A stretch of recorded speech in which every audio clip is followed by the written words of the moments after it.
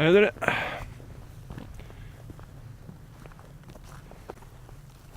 Da har jeg tenkt å teste vinterutstyr. Jeg har brukt det meste av sommeren på turorientering. Det synes jeg ikke er noe særlig å filme. Litt sånn, hei, her fant jeg en post, se alle sammen hvor den ligger hen. Nei. Men nå er jeg bare på jakt etter det. Og det finner vi mange steder. Det er en skog som ikke er voldsomt vedlikeholdt, så her står det ofte og ramler.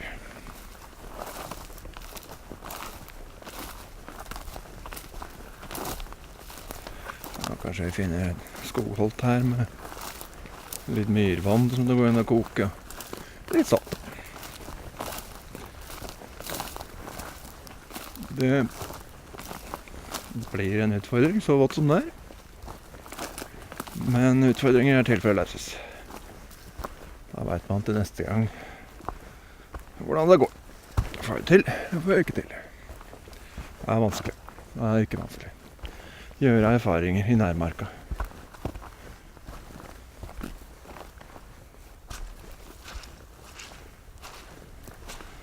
Hvis du ennå har sjanse til å komme deg hjem uten at du blir alt for sulten og tørst. Det er noe gærent. Skal vi se. Passer det her? Eller er det for vått? Det går kanskje. Vinterutstyret, som jeg ikke har prøvd før faktisk.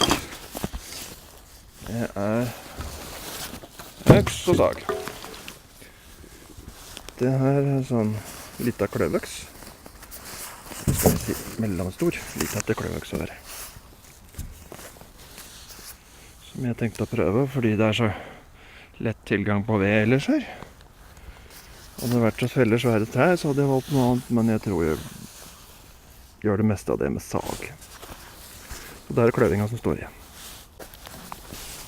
Det her er en noenlunde rimelig øks. Hults bruk. 0,9 kilos kløvøks. Den største problemet er det der. Jeg vet ikke om jeg skal ha lim i den sprekken der eller noe sånt før håndtaket begynner å løsne. Det bekymrer jeg meg for. Og så vanlig liten håndsag. Prøver det i første omgang.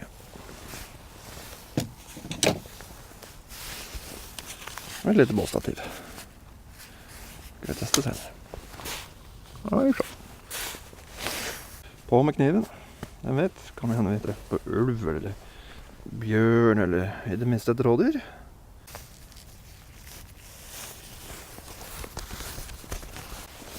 Arbeidshansker. Det er en gammel speiderkappe og varmehansker. Ullgenser trenger jeg ikke nå. Se meg rundt. Der tror jeg vi har det nærmeste treet. Ja, passende størrelse, det vil si alt for stort og brennende. Men jeg så nå etter en utfordring.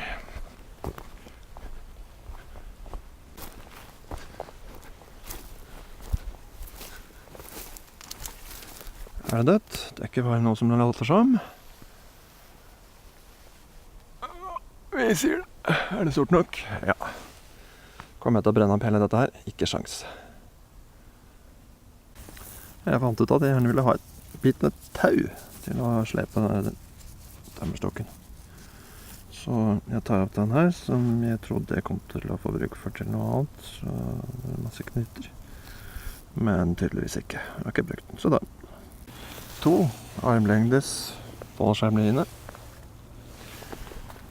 Og nytt forsøk.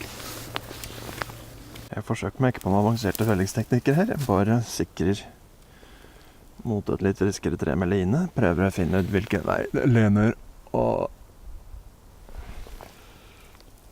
tar. Kløveøksa funker i hvert fall til dels til å hogge med. Saga biter, så det er tydelig at jeg holde på rett vei. Det er vanskelig å hugge med bare en hånd og mobiltelefon.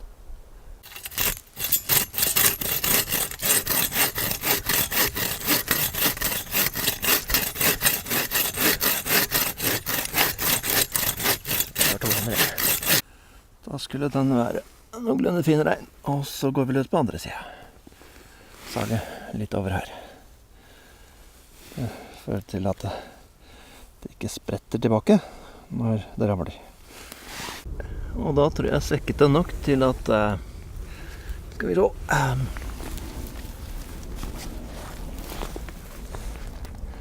Timber!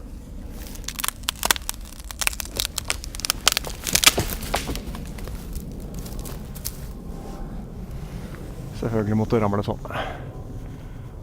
Prøv å beregne litt neste gang da. Ja, vi får sikkert ordne. Hvis tømmeret bare ikke er alt for tungt, får man retta på det. Har du dratt dette?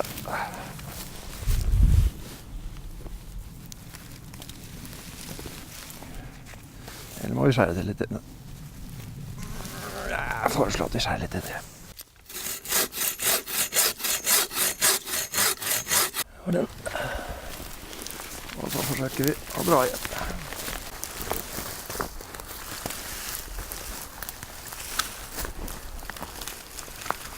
Meget bedre.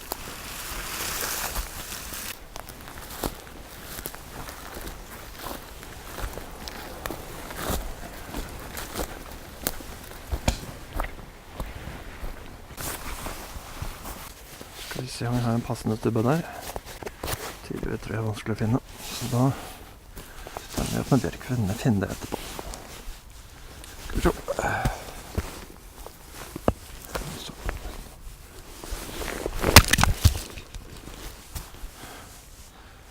Prøv med begge hender kanskje. Litt bedre styring. Og det kom kluaksa til sin rett vei i vellinga. Jeg får vise deg noen gang. Vi trenger stativ eller noe. Så er det tid for å skaffe opptanningsmateriale. Bjørk som kvitter seg med sånne små nevelflak som dette her. Det er bra. De er tynne. De brenner bra. Mye olje. Selv om de er fuktige, så har de mye olje, så det blir nesten ikke gjennomvått.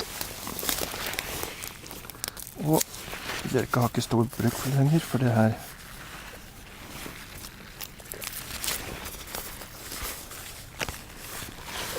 vil bjørka sprenge av etter hvert likevel.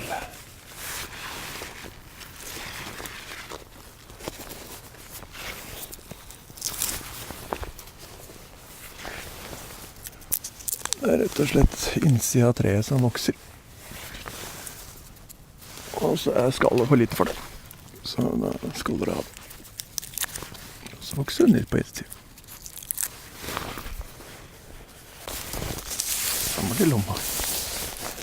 Men lomma er full, det er helt sikkert nok.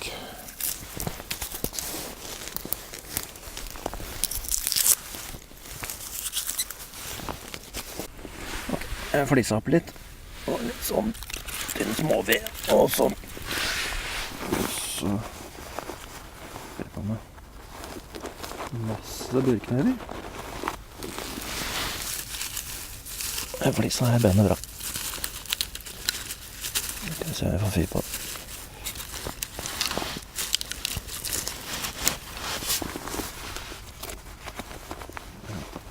En god del. Mer enn jeg trenger, men den her er jeg litt bekymret for.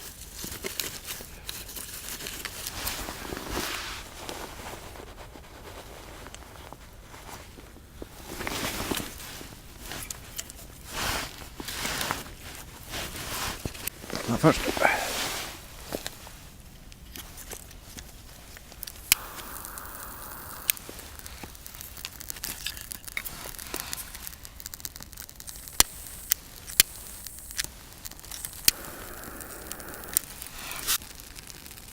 Bjørkene brenner bra. Spørsmålet er, får vi fyr på resten?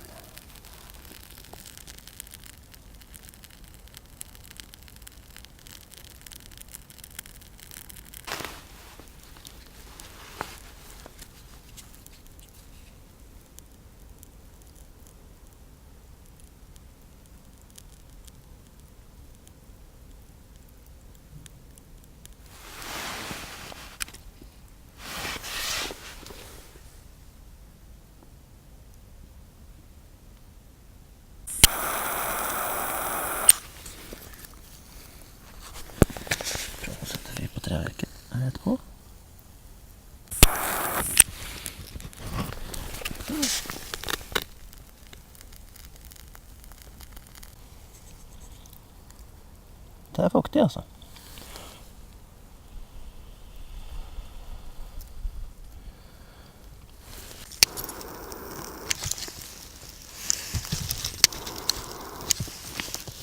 Får vi fyr på veden?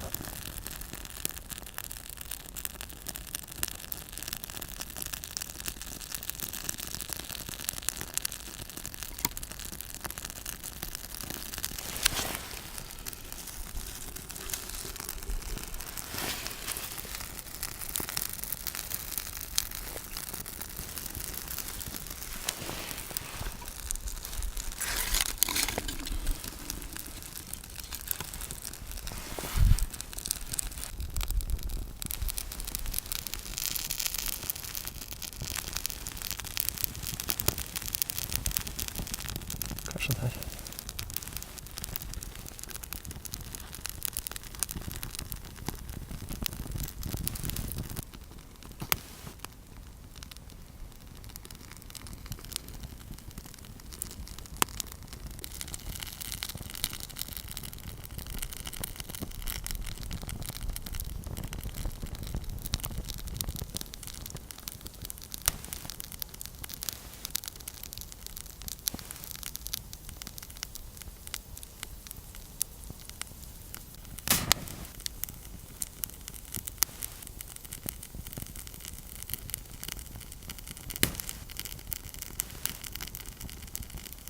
Jeg tror vi har en klem.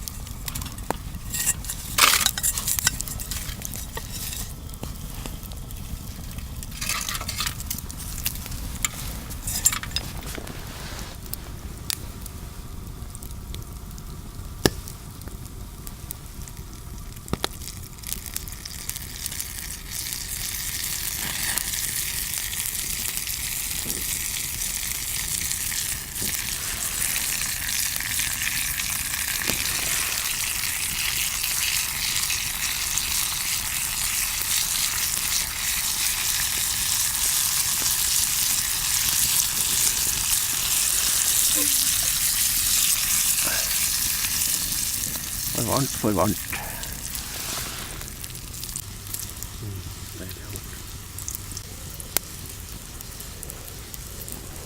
Den er på meg.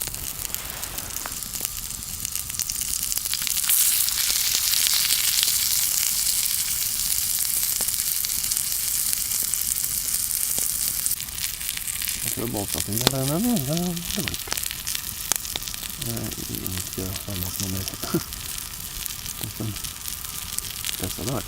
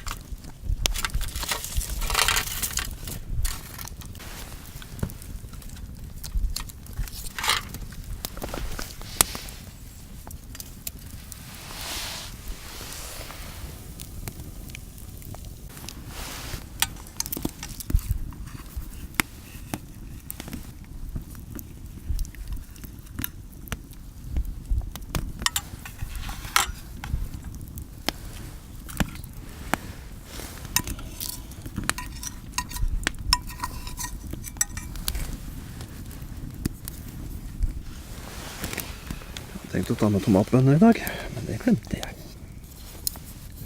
Det blir godt dette her. Det blir et godt bål.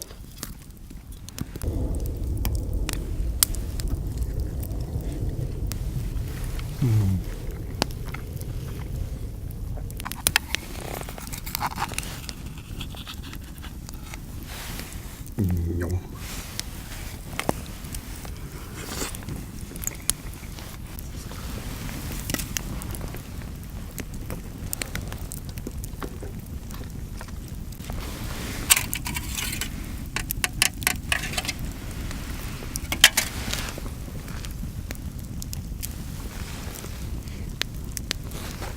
Jeg skulle tro det var te det der.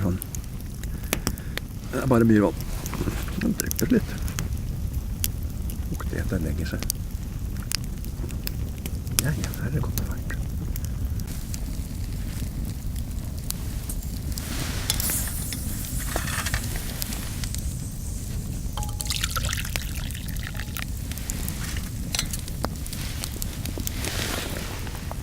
Skulle gjerne ha fått det egentlig. Ja.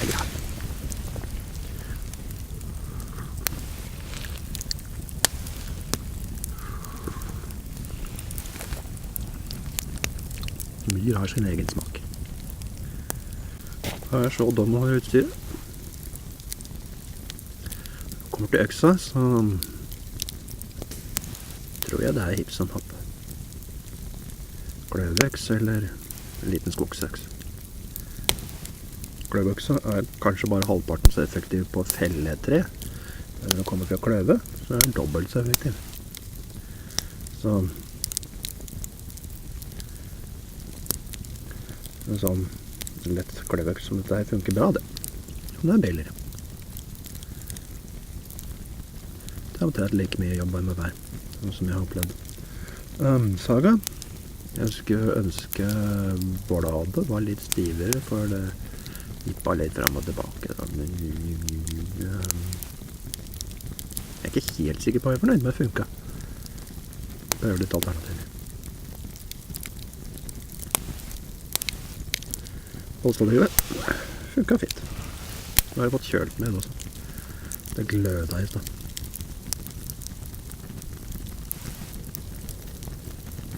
Ser ut som det overlevde bra.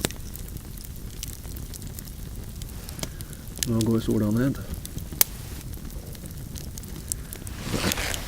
Fint å fortsatt ha ved. Ta det med ro.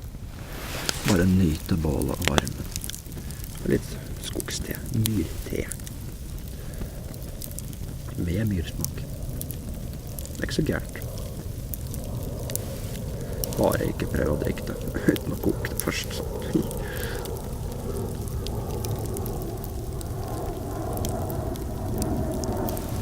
Skulle gjerne hatt litt bønner eller noe sånt.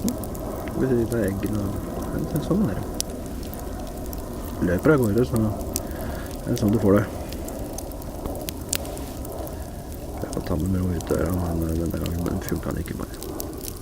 Skulle på bønnemøte. Det er viktig.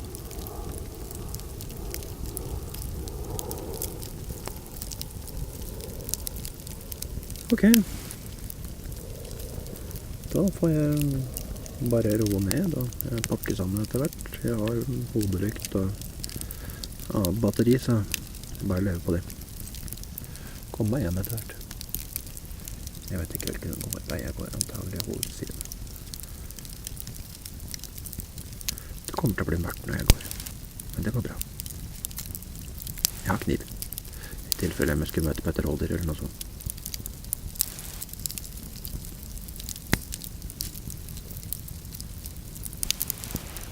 Eller kanskje en elg. Eller en tårnsvale.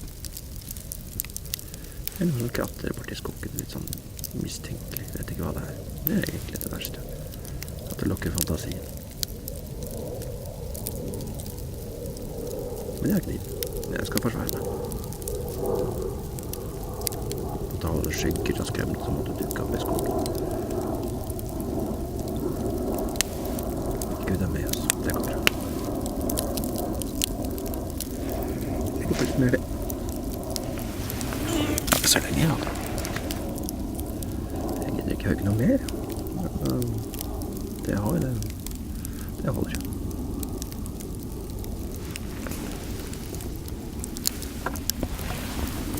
Og så kommer jeg hjem.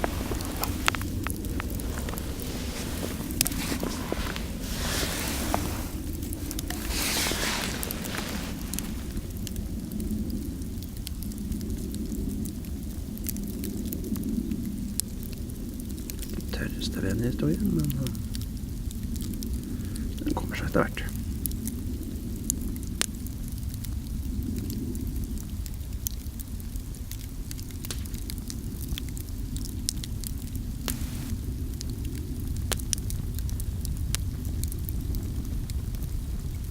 Ikke så gærent. Det er litt stor ved. Ikke den tynneste. Så er det tørt inni. Litt stor stående ved. Som har fått lov å stå tørr en stund.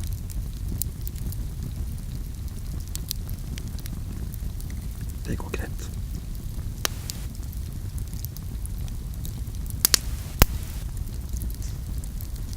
Sånn er øksa sak. Skikkelig verktøy. Det var bra. Vel, god natt. Nå tar jeg og avrunder. Nyter kveldskåsen. Pakker sammen etter hvert, og så går jeg. Det er bra. Ha det bra.